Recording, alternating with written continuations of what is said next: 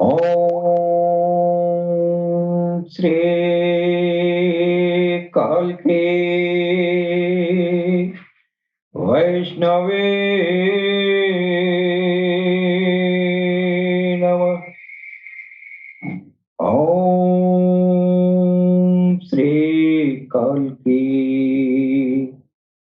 वैष्णवे नमः। ओम श्री कालकी वैष्णवे नमः। वक्रतुंड महाकाय सूर्यकोटि संप्रभः निर्विघ्नं कुरु मे देवं सर्वकार्येषु सर्वदा। ॐ गंगणपतये नमः। ॐ गंगणपतये नमः। ॐ गंगणपतये नमः। सबसे पहले हम अपने भगवान सदगुरु सैयदी यूनुस अल गौहर की चरण कमलों में भगवान श्री राम की धरती से मैं कोटि कोटि नमन करता हूँ। तत्पश्चात हमारे जितने भी सुनने वाले भाई बहन हैं जो दुनिया में प्यार और मोहब्बत का पैगाम देते हैं, जो हर समुदाय के बीच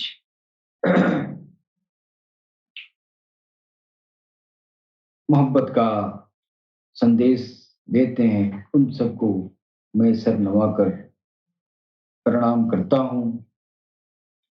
पुनः मैं विभिन्न संप्रदायों के जो धर्मात्मा हैं, जो सभी इंसानियत पर दया करते हैं, प्यार करते हैं, उन सबको मेरे तरफ से सलाम, नमस्ते, सत श्री अकाल, गौहर शाही, मरहबा।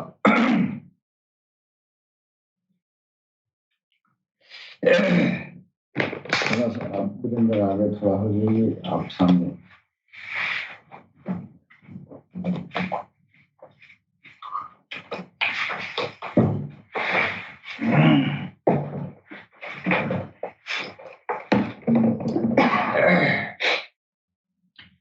दोस्तों, हम अपने ऑल इंडिया हावर प्रोग्राम के जरिए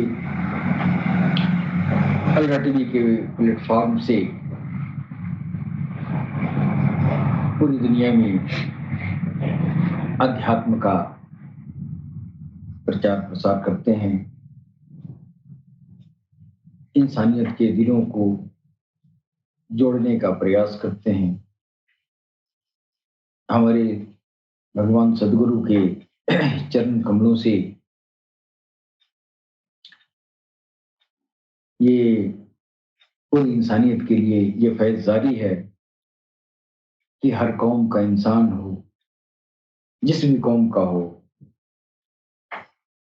उस कौम के मुताबिक जो ईश्वर का नाम विदित है, उस नाम को दिलों में उतारना है और उसके जरिए अपने दिल के अंदर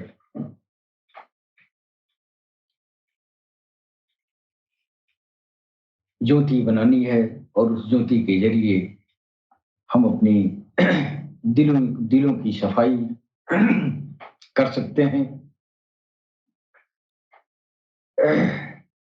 और ये दिलों की सफाई के लिए एकमात्र रास्ता अध्यात्म का रास्ता है जी, रूहानियत का रास्ता है, स्पिरिचुअलिटी का रास्ता है, जो विभिन्न कौमों में, विभिन्न समुदायों में भिन्न भिन्न नामों से जाना जाता है। दोस्तों, जब हम भगवान की राह में चलने का प्रयास करते हैं तो हमारे जो भी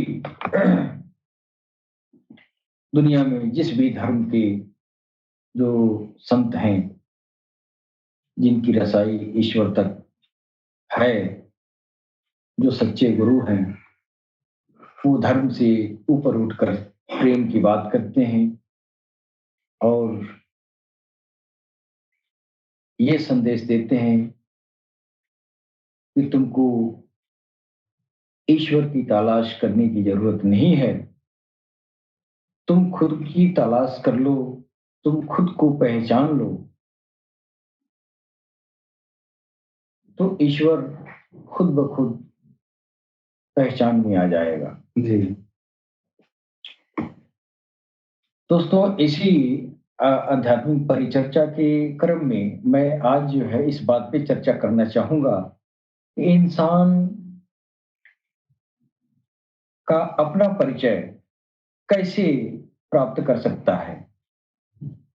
आप कौन हैं, इसका पता लगाना है कि आप कौन हैं। अगर आप अपने को पता लगा लिए तो ईश्वर को ढूंढने की जरूरत नहीं है।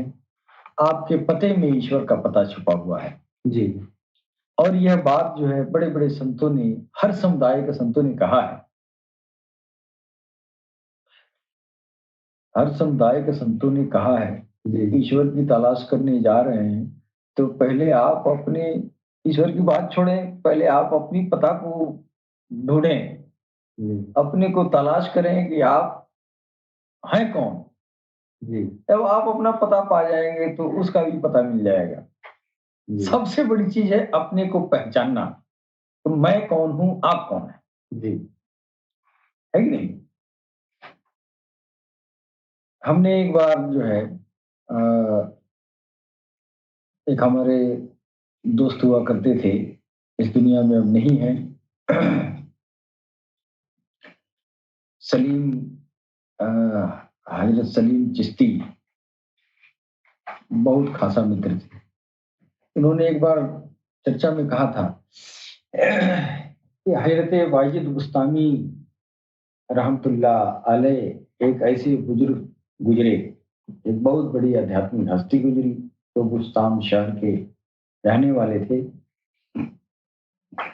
उनकी शोहरत सुन के उनकी रूहानियत की चर्चा बहुत दूर दूर तक थी, तो उनकी शोहरत सुन के उनसे मिलने के लिए कोई गया। जी। और इत्तफाकन वो दरवाजे पे बैठे थे और वो आदमी जब गया,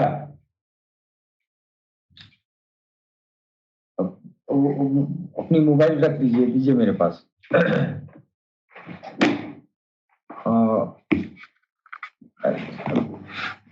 कहानी सुनेंगे नहीं तो मजा नहीं आएगा। बहुत रोचक प्रसंग आज का है, हम चर्चा करना चाहते हैं। खुद की पहचान सामने आई है। खुद की पहचान कैसे करेंगे। तो खुद की पहचान के, अब ये चर्चा करने से पहले मैं वो जो है वो हजरत वाजिद बुस्तानी की कहानी मैं बताना चाहता हूँ। जब वो आदमी मिलने गया, कोई कोई अनजान आदमी मिलने गया, उनकी शोहरत सुन के, ये बुजुर्ग हैं और इनसे जो है ईश्वर का रास्ता मिलता है, ईश्वर का पता, अल्लाह का पता, भगवान का पता मिलता है। तो वो तलाश करते करते बहुत दूर देश से पहुंचा। तो इत्तेफाक से हजरत वाजिद बुस्तामी अपने दरवाजे पर बैठे हुए थे, तो वो आदमी गया और कहा कि ये हजरत वाजिद का ये घर है। जी। तो उन्होंने कहा हाँ। तो तलाश करते करते किसी से पूछा कि ये वाजिद का घर है? उन्होंने कहा हाँ। तो बगल से सामने से गुजर रहे थे। तो इन्होंने पूछा कि आप किसकी तलाश कर रहे हैं? तो उन्होंने कहा कि अ, हम बायजीद की तलाश कर रहे हैं।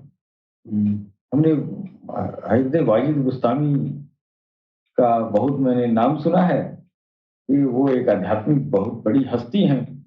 मैंने सोचा कि उनसे हम मिल लें, हम उन्हीं की तलाश कर रहे हैं। तो अब वो नहीं जानता था कि यही हज़रत वाजिद हैं। तो हज़रत ने फरमाया कि आप वाजिद की तलाश कर रहे हैं? वाजिद तो खुद वाजिद की तलाश कर रहा है। आप वाजिद की तलाश कर रहे हैं, अब वाजिद अपनी तलाश में है कि वाजिद आखिर है कौन? हैं? तो ये सवाल है कि आप हैं कौन?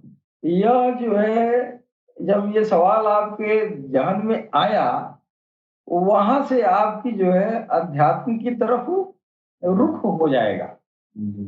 है कि नहीं? जब आप अब ये सवाल ज़हन में आएगा, तो ज़ाहिर है कि अब आप दुनिया में पूछेंगे कि भई हम कौन हैं? तो आप कन्हैया लाल चौहान हैं, आप वीरेंद्र निगम हैं, है कि नहीं? जी। आप फलाँ हैं, आप फलाँ हैं। अच्छा ठीक है, वीरेंद्र निगम है, ये आपकी पहचान नहीं है, ये आपकी पहचान नहीं है। वीरेंद्र जी के और कन्हैयालाल चौहान के जो है पिताजी ने ये नाम रखा है। जी। उन्होंने ये नाम दिया है। आप किसी के दिए हुए से अपना परिचय दे रहे हैं ना, आपका परिचय नहीं है ये। है कि नहीं? जी। आप कहेंगे हम फलाँ के भाई हैं। अच्छा ठीक है, तो ये भी तो आपका चीज़ नहीं है, आप किसी के द्वारा ये परिचय प्राप्त हुआ है कि नहीं? हम किसी के बाप हैं, हैं? हम किसी के दादा हैं, भाई हैं, कुछ भी हैं, तमाम रिश्ते। तो सब कुछ इस दुनिया में जो भी आप परिचय देंगे, वो आपका परिचय नहीं है, वो परिचय किसी के मातहत है, वो आपका नहीं है। आप किसी के मौसा हैं तो अकेले नहीं है भाई, कोई है दूसरा। आप उसका हवाला दे रहे हैं, अपना परिचय थोड़ी दे रहे हैं आप। जी। बात मेरी समझ रहे हैं? जी। आप दूसरे का हवाला दे रहे हैं। नहीं, ये जब इंसान के ज़हन में आता है कि मैं कौन हूँ, तो दुनिया में जाएगा और दुनिया में इस तरह के जवाब मिलेंगे। दुनिया में जब पूछेगा, तो इस तरह के जवाब मिलेंगे। जब इस तरह के जवाब मिलेंगे, तो आपका ज़हन में ये सवाल आएगा, यार मैं तो डॉक्टर कन्हैयालाल चौहान हैं और ये मेरा परिचय नहीं, ये तो मेरे बाप ने नाम दिया है ना, है कि नहीं? हम सुनैना जी के हस्बैंड हैं, तो भाई आप सुनैना की बदौलत हैं, ये आपका परिचय नहीं हुआ। जब ये दुनिया में आप जान जाएँगे, तो ये जो परिचय मैं बता रहा हूँ, ये मेरा नहीं, हम तो दूसरे का परिचय बता रहे हैं। तो आप किसी आध्यात्मिक गुरु की तरफ जाएँगे, है ना? किसी आध्यात्मिक गुरु के पास जाएँगे, ये कॉलिंग बता रहे हैं, कहाँ कॉलिंग हो रही है?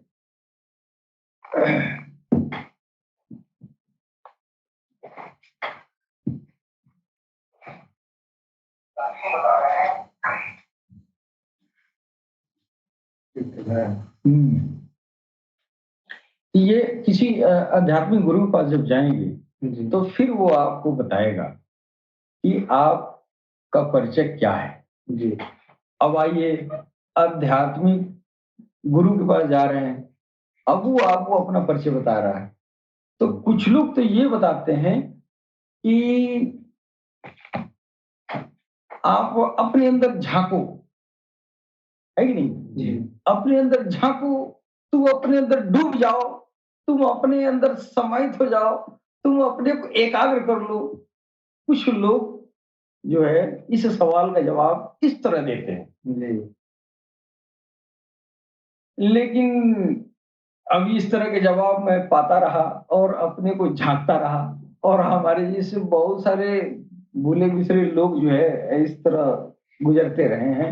अभी भी दुनिया में यही है कि अगर किसी के ज़हन में ये सवाल आ जाता है कि आप कौन हैं? मैं कौन हूँ? अगर मैं कौन हूँ ये सवाल आ गया, तो फिर वो दुनिया से या हट के जो है आध्यात्मिक गुरु के पास जाता है। आध्यात्मिक गुरु अगर वो पारंगत नहीं है, तो यही कहता है कि बस खुद में डूब जाओ, आँख बंद करके बैठ जाओ, अपनी जगह अपनी अपने को एकाग्र कर लो, है नहीं?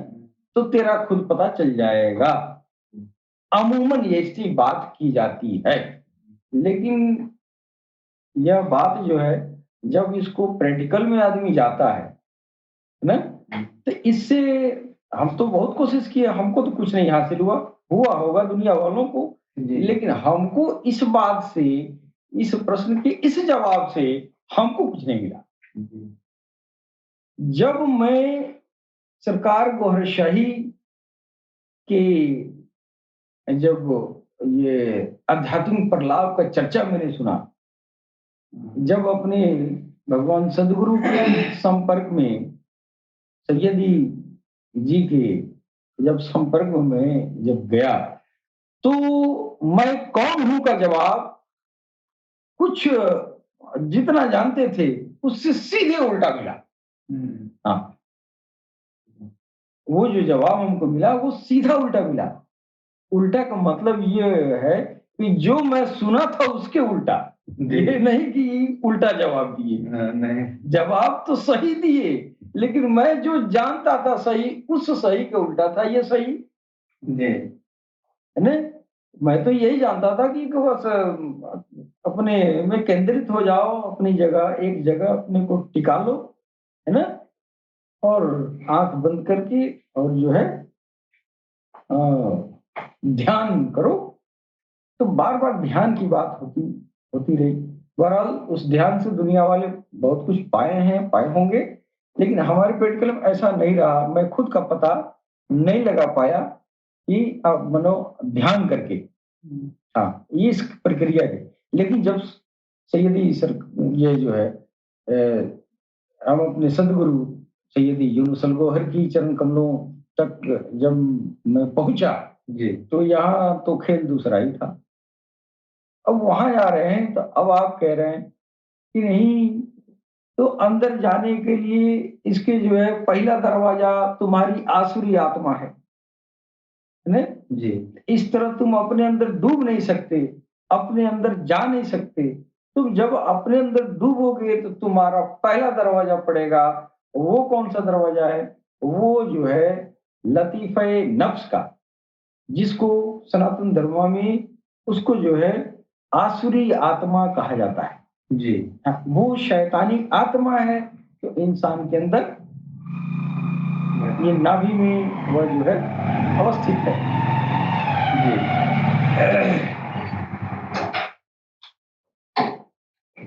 आप अपना खुद पता लगाने के लिए आपको आध्यात्मिक प्रशिक्षण लेना होगा। जब आध्यात्मिक प्रशिक्षण लेंगे तभी आप जो है खुद के पता लगाने की तरफ आप जा सकते हैं। अपने अंदर जाने के लिए पहले आपको आश्चर्य आत्मा का शोधन करना पड़ता है, फिर आपके हृदय कमल की सफाई करनी पड़ती है ना? गौर से बराबर, जय गौर शरीफ। तो आपका जो है खुद का पता लगाने का पहला दरवाजा क्या हो गया? आपकी आसुरी आत्मा, है कि नहीं? दूसरा दरवाजा आपका है आसुरी आत्मा को आप जो है काबू में कर लिए, उसको पवित्र कर लिए। फिर दूसरा दरवाजा आपका जो है दिल है। दिल को खोलना पड़ता है। तो दिल के ऊपर बहुत सारे जाले माड़े लगे रहते हैं, फिर उसकी सफाई करनी पड़ती है। दिल खुलता है, तो दिल खुलता है तो उसमें से एक देवता बरामद होता है कि नहीं? जी, फिर वो देवता जब बरामद होगा ना, तो वो जो है भगवान का सिमरन करता है कि नहीं? जी, अब आपका देह वाला सिमरन से निजात मिल गई। जो हाथ पैर से सिमरन पूजा पाठ अनुष्ठान ध्यान जो कर रहे थे, इन सब से छुट्टी मिल जाएगी। क्यों? तो ये आपका जो ये आंख है, हाथ है, ये जुबान है, ये सब क्या है? ये आपके उस काम में खुद के पहचान वाले प्रक्रिया में ये काम आने वाला नहीं है। जी, है कि नहीं? खुद की पहचान करने के लिए भगवान के नाम का सिमरन करना है, लेकिन आप इस जुबान से कर रहे हैं सिमरन, इस हाथ पैर से सिमरन कर रहे हैं, तो फिर ये जो है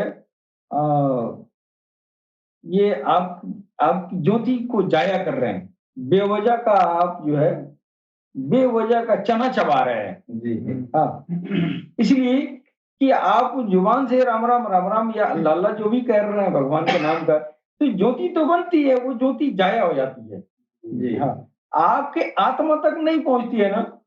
आपके आत्मा का भजन जो है, आपकी आत्मा, आपके अंदर बहुत सारी आत्माएं रखी गई हैं। उन आत्माओं को भगवान के भजन में लगाना है, और आप अपने हाथ पैर को इस दुनिया के लिए इस्तेमाल करनी है। तो अब जब आप इस हाथ पैर को, इस जुबान को आप जो है, जो काम दुनिया में लाने वाला है, जिससे दुनिया का काम करने वाला है, उसका इस्तेमाल आप किसमें करते हैं? पूजा पाठ और भगवान के जो है आध्यात्मिक रास्ता में प्रयोग करना शुरू करते हैं। अब लिहाजा अब ये जो है, जब इस तरह किया जाता है तो दुनिया में क्या होता है? दुनिया में तरह तरह का फितना पैदा होता है कि नहीं? बात समझने की है। आप इस हाथ पैर से अपने बाल बच्चों को कमा के खिलाना है, इस जुबान से, इस आंख से, इन सब बाहरी इंद्रियों का इस्तेमाल करके अपने जीवन को सफल बनाना है, दुनिया की जिंदगी, है कि नहीं? और ये जिंदगी खत्म हो जाएगी, ये सारा काम यही रह जाएगा। इस मुंह से, आंख से, हाथ से जो धर्म आपने अपनाया है, वो धर्म मरने के बाद से यही रह जाएगा, है कि नहीं? ये जुबान का धर्म, देह का धर्म, हाथ का धर्म, है कि नहीं? ये परिवार का धर्म, ये देश दुनिया का धर्म, ये सब जब तक जिंदा है तब तक है। आप मर गए, बस ये धर्म यहाँ खत्म। फिर क्या फायदा है? हमारी आत्मा तक तो गया नहीं। आत्मा तक धर्म तब जाएगा जब आत्मा आपकी जुबान की तरह राम राम करना शुरू कर दे, है कि नहीं? जब आत्मा राम राम करना शुरू कर देगी, फिर आपकी अध्यात्म रास्ता सही चल रहा है। आप जो है, सरकार ने फरमाया था, दस्तकार में दिल यार में, है कि नहीं? तो हाथ पैर को अपने दुनिया में या ये आप लगाइए, है, दिल को जो है वो भगवान के भजन में लगाइए, है कि नहीं? तो अब ये जो है, इसका इस्तेमाल हम क्या करते हैं? इस जुबान का इस्तेमाल अब हम पूजा पाठ में, और ये जब पूजा पाठ करते हैं तो भगवान को पाने के लिए बहुत बहुत प्रयास करना शुरू कर देते हैं, है ना? तो अब उस धर्म में बनाए गए जो नियम कानून है, उस नियम कानून को पालन करते करते आदमी जो है जल्दीबाजी में उस कानून से वो अलग हो जाता है। यानी जो कानून धर्म में बना है, वो कानून जब वो व्यवहार में लाते हैं तो दोनों में बहुत अंतर हो जाता है। लिहाजा दुनिया में फितना फैल जाती है। वो होता किस लिए है? वो होता इसलिए है कि जैसे आप जो है तलवार आप जो है रखे हैं, तो तलवार से कोई बड़ी चीज, मोटी चीज कटेगी, उसके मुताबिक कटने वाली चीज मोटी ताजी होनी चाहिए ना, है? तलवार के मुताबिक तलवार आप कहाँ चलाएंगे? आप ऐसे जगह चलाएंगे जहां तलवार के जोड़ का कोई उसका दुश्मन हो। लेकिन तलवार जो है, अगर नाखून काटने में इस्तेमाल करें तो लाजिम है कि आपका नाखून तो कटेगा ही कटेगा, हाथ भी कट जाएगा। वही हाल धर्म का है कि धर्म में इस स्थूल शरीर को लगा दिया है आपने, है ना? हाँ, अध्यात्म के रास्ते में स्थूल शरीर को लगा दिया। स्थूल शरीर में जो सूक्ष्म शरीर है उसको आप जानते ही नहीं है कि नहीं? भगवान के भजन जो है उस सूक्ष्म शरीर द्वारा होता है। उस सूक्ष्म जो है शरीर में जो जुबान है ना, वो इसीलिए ईश्वर ने डाला है हृदय कमल में एक देवता, एक फरिश्ता बैठा हुआ है। आपके नाभि में एक है, वो शैतान बैठा हुआ है, उसको सुधार करके उसको भगवान के भजन में लगाना होता है कि नहीं? तो इन सब चीजों से भगवान की भजन कराई जाती है। जब आदमी मर जाएगा तो ये सब ऊपर जाएगी ना, जब ऊपर जाएगी तब यही ना काम आएगा, इसी का भजन ना काम आएगा, है कि नहीं? हम इसको क्या करते हैं, इसको भूल जाते हैं, हम इसको जानते ही नहीं है और इसको छोड़ देते हैं जस के तस। जिस जिस वास्ते ईश्वर ने इसके अंदर डाला है उसको मैं भूल जाता हूँ, उसको मैं छोड़ देता हूँ और बाहरी चीजों में आदमी लग जाता है। कोई हिंदू लेके उठता है, कोई मुसलमान लेके उठता है, अपने अपने धर्म की रूढ़िवादियों को भजाता है और उसका इस्तेमाल गया भगवान के रास्ते में और काम कर रहा है दुनिया वाला, उसका इस्तेमाल दुनिया में कर रहा है और ढोंग ढकोसला फैला के खूब अच्छी मीठी मीठी बातें कर रहे हैं, खूब पैसा मिल रहा है, मेरा रोजी रोटी चल रहा है। हालांकि इसका इस्तेमाल रोजी रोटी कमाने के लिए ये जो है और भी जरिया है, हाथ पैर भगवान ने ये जो है सारी इंद्रियां आपके दिया है, इसको कमाइए, खाइए, खूब कमाइए, खूब मेहनत करिए, खूब ऐशो आराम में रहिए। ये जिंदगी का मकसद है नहीं? यही जिंदगी का मकसद है। अब ये नहीं कि आप जो है माला लेके बैठ गए और आपके देखा देखी 100 आदमी माला लेके बैठ गए, 3 घंटा दुकान खुलने के पहले आप अपने भगवान के नाम का मार पूजा पाठ में लगे हुए हैं।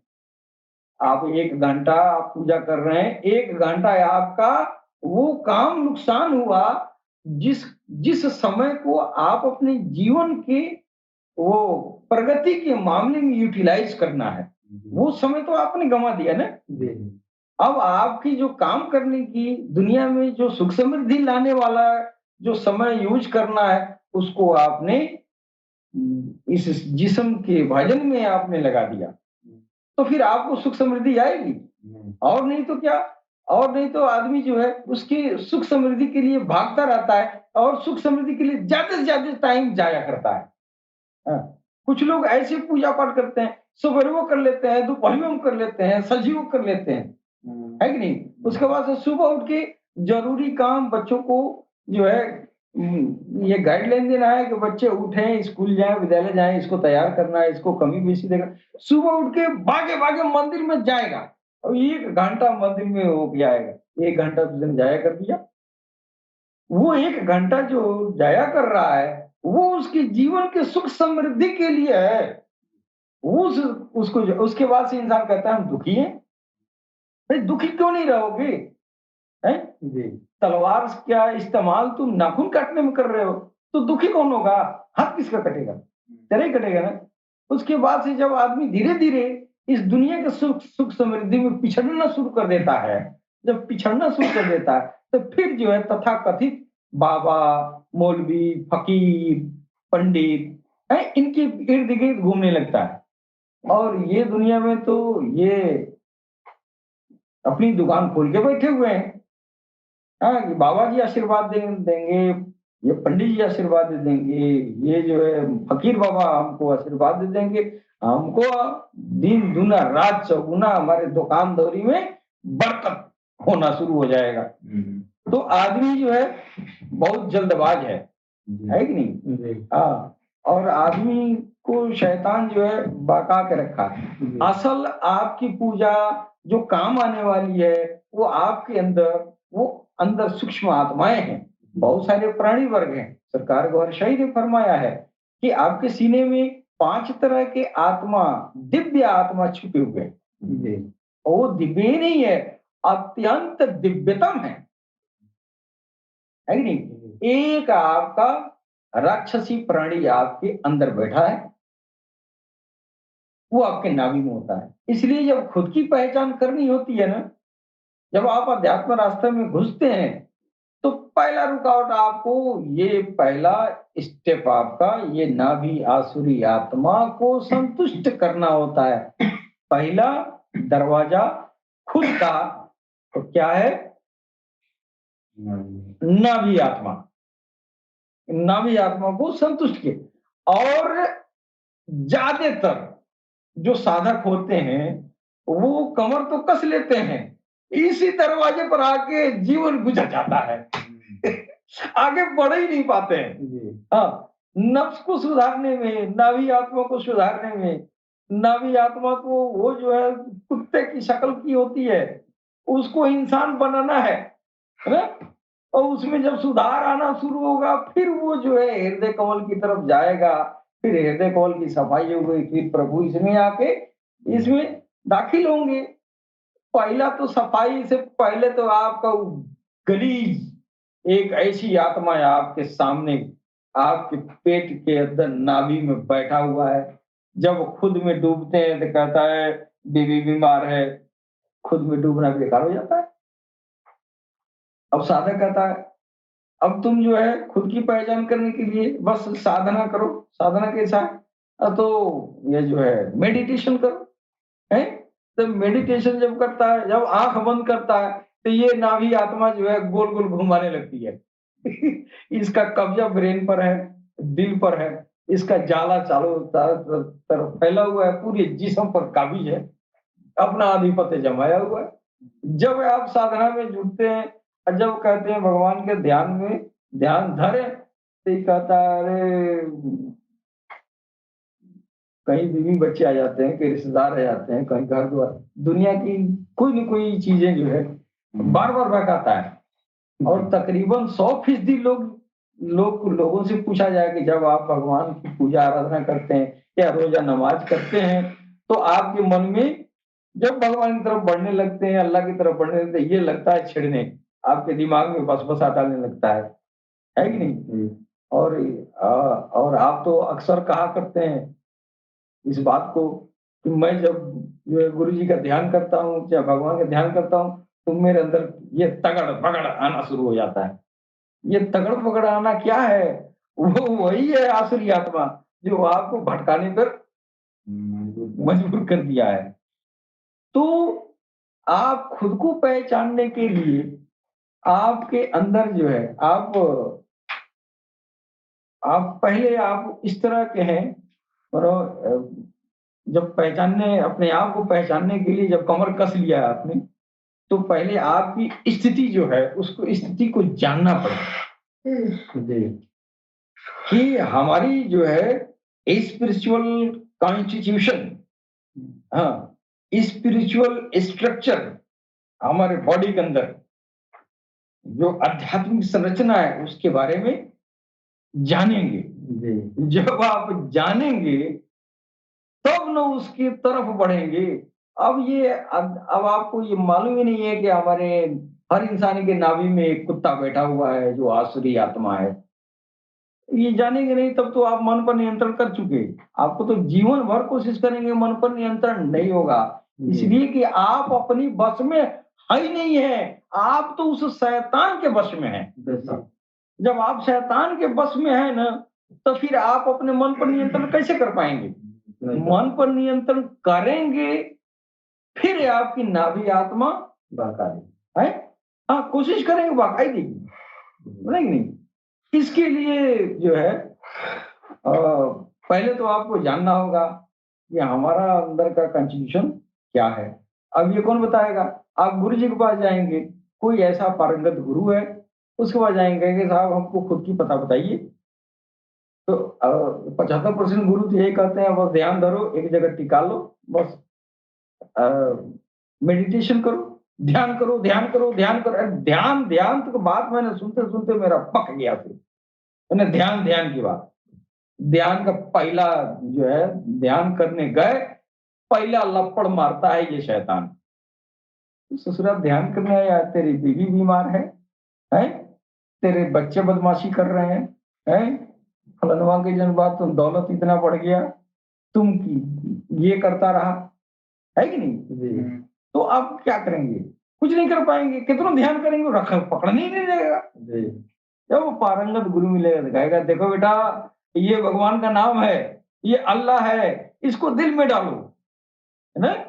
हाँ, ये राम का नाम है, इसको अपने दिल में डालो।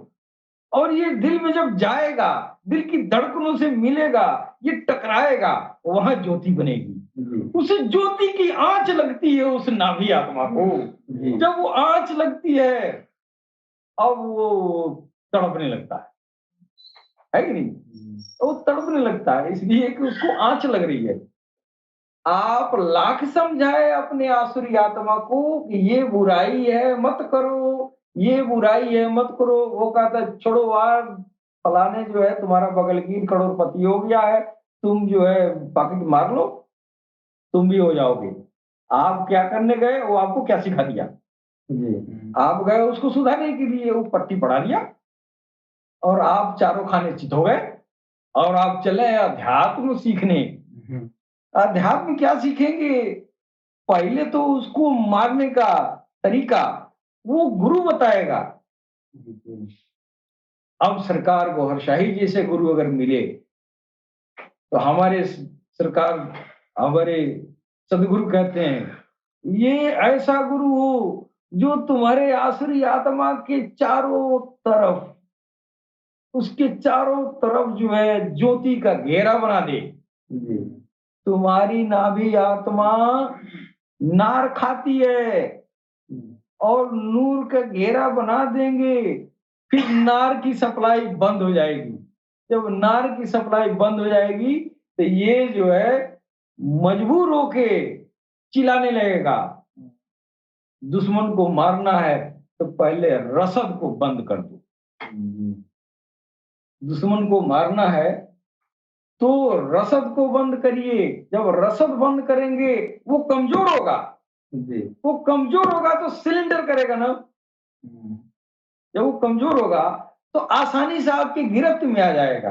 लिहाजा सरकार गौरशाही ने एक नई टेक्नोलॉजी दुनिया में दिया कि अपनी नजरों से उस नाभी आत्मे के चारों तरफ, चारों इतराफ में जो है चारों तरफ एक ऐसा ज्योति का घेरा बना दे। जी। अब वो घेरा बन गया, वो नाभी आत्मा चिल्लाने लगा, फिर वो जो है वो जो सदगुरु होता है तो कहता है कि तुमको भोजन चाहिए, हाँ भूख तो लगी है, अब तो तुम्हारा भोजन तो अब नहीं मिलेगा। क्यों? अब तो वो जो भोजन पास करने वाला जो बॉर्डर है उसको मैंने सीज कर दिया। हाँ, वो रसद सप्लाई का मैंने बॉर्डर सीज कर दिया है और ये जिस चीज से मैंने सीज किया है ये भी एक तरह की रसद ही है, तो उसकी बजाय तुम इसको खा लो। यानी मांस खाने वाले को घास खाने की मजबूरी करता है। जो सदगुरु होगा वो कहेगा ये तुम जीवन भर मांसाहारी रहा, अब ये घास खाओ, हरी हरी घासें, है कि नहीं? वो हरी हरी घासें से मुराद क्या है? वो जो ज्योति का जो घेरा बनाया है उस ज्योति की सप्लाई देने लगता है, कहता है अभी इसी को खाओ। तो कुछ ऐसे नाभी आत्मा असुरी आत्मा है जो बहालते मजबूरी जो है कहते हैं अब तो नहीं खाएंगे तो मर जाएंगे, उससे बेहतर है कि खा ही लो। है? तो बाघ भी, शेर भी बहुत खतरनाक जानवर है ना दुनिया में, तो शेर को भी घास खाते आपने देखा है कि नहीं? देखा तो नहीं है, लेकिन ये बात सच्चाई है कि बहालते मजबूरी वो ससुरा घास भी खाने लगता है कि नहीं?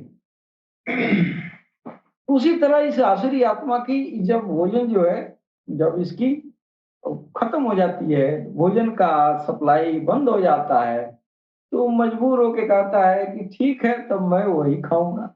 और जब वो भगवान के नाम से बनी हुई ज्योति को सेवन करने लगता है तो जैसा खाए अन्न वैसा होए मन। तो नार खा रहा था तो उसका स्वभाव नारी था, नूर खाने लगा, ज्योति खाने लगा तो उसकी प्रवृत्ति नूरी हो गई, उसकी प्रवृत्ति ज्योतिर हो गई। है कि नहीं? फिर वो धीरे धीरे उसकी आदत पड़ जाती है उसको, है कि नहीं? जब वो आदत पड़ जाती है ना तब वो उसी का सेवन करने लगता है कि नहीं? अब कोई जीवन भर मांस खाया हो, घास नहीं खाया हो, अगर उसको घास परोस दिया जाए तो 2-4 दिन बड़ी परेशानी होगी, है कि नहीं? लेकिन अगर मांस मिले ही नहीं तो घास तो खाना ही पड़ेगा। जब घास खाएगा तो फिर जो है पूरी उसकी ये ये जो है डाइजेस्टिव सिस्टम, अब पूरा वो घास के फेवरेबल बनेगा, फेवरेबल हो जाएगा। अब वो घास खाने वाला जब हो गया, तो फिर वो कभी कभार उसको मांस मिल जाए तो लेगा ही नहीं।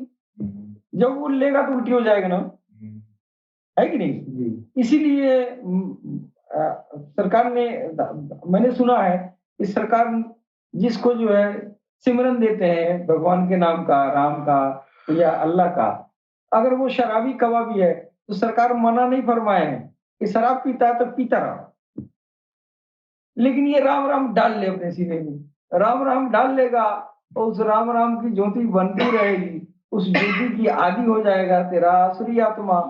फिर वो शराब से जो उसको आनंद मिलता था, है कि नहीं जी, उसकी आदत छूट गई, छूट जाएगी ना, है कि नहीं जी।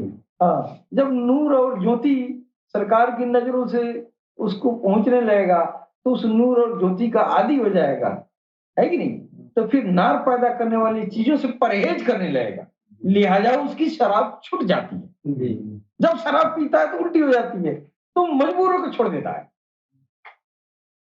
मैंने सुना था अपने सदगुरु के जुबान से कि सरकार के सामने इस तरह की बात आती, शराब पीने वाले, अरे शराब पीता है कैसे इसको भगवान का नाम, अल्लाह का नाम कैसे जाएगा? सरकार कह रहे नहीं, हम नहीं रोक रहे हैं, तो पिला दे पियो, वो पीने देगा तब तो, जिस दिन तेरी आसुरी आत्मा को नूर की आदत डाल देंगे, फिर वो जब पियोगे वो उल्टी कर देगा, है कि नहीं?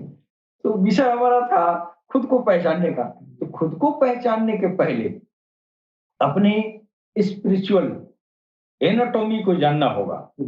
स्पिरिचुअल एनाटॉमी का मतलब ये हुआ कि आपके सीने में जो है 5 तरह की सूक्ष्म आत्माएं यानी 5 तरह के प्राणी वर्ग मौजूद हैं, जिनका नाम कल्ब है, रूह है, श्री है, खफी है, अफा है, अन्ना है और नाभि में नफ्स है कि नहीं? इसके बाद से और भी प्राणी वर्ग है, जब भगवान के नाम की ज्योति अंदर जाती है तो उस प्राणी वर्ग से फिर जो है उसका डिवीजन होता है, तो नाभि आत्मा से 4 तरह के प्राणी वर्ग और भी पैदा होते हैं जी। और हृदय कमल से 3 तरह के प्राणी ये जो है ये पैदा होते हैं जी ना।